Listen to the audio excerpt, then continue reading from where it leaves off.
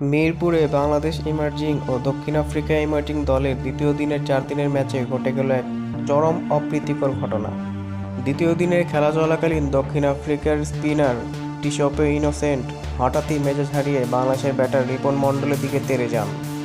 ঘটনাটি ঘটে তখন যখন বাংলাদেশ 104 ওভারে 292 রানে ব্যাট করছিল 8 উইকেট হারিয়ে। রিপন ছিলেন স্ট্রাইকিং প্রান্তে 49 বলে 18 রানে। এমন সময় অ্যান্টলি বল করার পর হঠাৎ রিপনের দিকে এগিয়ে গিয়ে তার হেলমেট ধরে টানাটানি শুরু করেন।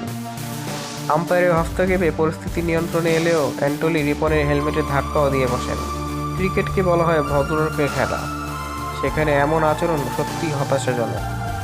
নাম যদিও ইনোসেন্ট অ্যান্টলি, কিন্তু তার এই কাজ ছিল একেবারেই অপরাধী সুলভ। এখন দেখার বিষয় এই ঘটনাটি মাঠের বাইরে কী সিদ্ধান্ত নেয় ম্যাচ রেফারি।